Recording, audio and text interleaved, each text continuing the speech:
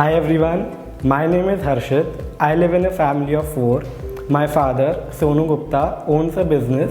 My mother, Neha Gupta, is a homemaker, and my younger brother, Tanmay, is in class 10. He is also a student of Akash Byju's.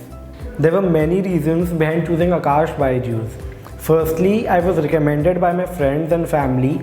Then the center was also nearby my house. And the fantastic results that Akash Byju's is producing year after year attracted me the most. NEET is not a sprint, it is a marathon.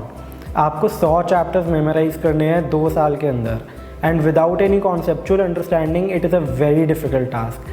जब भी कोई topic मुझे class में पढ़ाया जाता था तो मैं हमेशा उसे रटने की बजाय समझने की कोशिश करता था, and I use to question a lot जब तक मुझे टॉपिक अच्छे से समझ ना आ जाए. फिर हमें आकाश में स्टडी मॉड्यूल्स दी गई थी जिसमें बहुत अच्छा क्वेश्चन बैंक था. एनसीईआरटी की हर एक लाइन को एक क्वेश्चन के फॉर्म में फ्रेम किया गया था. उसमें previous year questions chapter wise arranged थे ताकि स्टूडेंट के लिए एनालाइज करना बहुत आसान हो जाए कि किस टाइप के क्वेश्चंस पूछे जा रहे हैं, और 15-20 साल में जितने भी क्वेश्चंस थे उनका एक फेयर आइडिया लग जाए. हमें एनसीईआरटी मैप्स और नो योर एनसीईआरटी जैसी बुक्स दी गई थी जिसमें एनसीईआरटी को एक शॉर्ट एंड क्रिस्प वे में समराइज़ कर दिया गया था, और रैपिड रिवीजन में वो बहुत हेल्पफुल थी. जब भी बुक्स पढ़ते पढ़ते मैं बोर हो जाता था तो फिर आकाश ऑडी प्रेप की मदद से मैं चैप्टर वाइज पॉडकास्ट सुन सकता था. NEET preparation and board preparation को मैनेज करना बिल्कुल भी डिफ़िकल्ट टास्क नहीं है, क्योंकि फंडामेंटली दोनों में सेम एनसीईआरटी सिलेबस पूछा जाता है. बस जो बोर्ड्स में सब्जेक्टिव क्वेश्चन होते हैं उसके लिए आप डेरिवेशंस फिज़िक्स के लिए, केमिस्ट्री के रिएक्शंस और बायो के डायग्राम्स को बिफोर हैंड लर्न करके जाइए.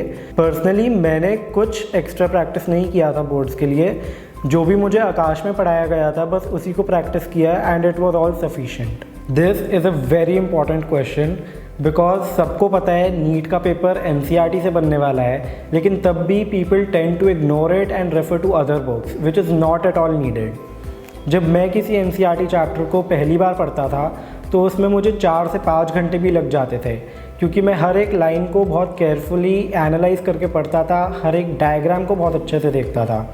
जो भी प्रीवियस ईयर क्वेश्चंस थे जिसमें आउट ऑफ एनसीईआरटी इन्फॉर्मेशन पूछी गई थी उसको मैंने अपनी एनसीईआरटी में कंसर्न टॉपिक के साइड में नोट डाउन कर लिया था, जिससे मुझे फाइनल रिविजन में बहुत हेल्प हुई थी. लास्ट मंथ बहुत ज़्यादा क्रूशियल होते हैं. लास्ट मंथ तक मैंने एनसीईआरटी को कम से कम 10-15 बार पढ़ लिया था, और एनसीईआरटी में वो सारी चीज़ें हाईलाइट कर ली थी जो कि मैं बार बार भूल जाता हूँ. फिर लास्ट मंथ में मेरे को पूरा सिलेबस रिवाइज़ करना था, जिसमें मेरी मदद करी फाइनल टेस्ट सीरीज़ ने. उसमें हमारे डेली टेस्ट होते थे, पहले part wise syllabus test and then complete syllabus test. Test के बाद एक डिस्कशन सेशन होता था जिसमें टीचर्स हमें एरर एनालिसिस में मदद करते थे, और हमें पता चलता था कि हम कौन से एरियाज़ में लैग कर रहे हैं और कहाँ इम्प्रूवमेंट का स्कोप है.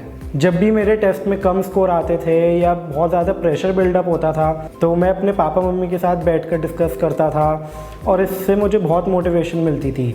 मेरा भाई भी मुझे बहुत चेयर अप करने में और इनकरेज करने में मदद करता था. बैकलॉग्स की प्रॉब्लम हर स्टूडेंट के साथ होती है और मेरे साथ भी हुई थी, बट मैंने अपने बैकलॉग्स को बिट बाय बिट डिवाइड करके एक प्रॉपर शेड्यूल के साथ कंप्लीट किया था, और उसमें मुझे कोई प्रॉब्लम नहीं आई. मेरे lowest score ever was 640 and highest was 720. There were times when my scores were stuck, they were not rising. ऐसे में मुझे भी बहुत स्ट्रेस होता था, but I always believed in myself and kept working hard, and then the result is in front of you. Aakash Byju's join करने के बाद मैंने अपने अंदर एक बहुत पॉजिटिव चेंज नोटिस किया. आई pushed my limits and I came out of my comfort zone. यहाँ पर टीचर्स भी बहुत इंकरेजिंग है. जब भी मेरे टेस्ट में कम स्कोर आता था तो मुझे बहुत चेयर अप करते थे. They help me push my limits. I would advise all the future aspirants not to be scared by the competition and just keep faith in yourself. There will be ups and downs. The journey will not be constant for anyone, but consistent hard work will always pay off, all will work out in the end. At the last, I would like to credit the Almighty God, my parents who gave me this wonderful opportunity, and teachers with whom I've made some of the best memories of my life. Without them, this journey would have been impossible. Thanks to Akash Byju's team.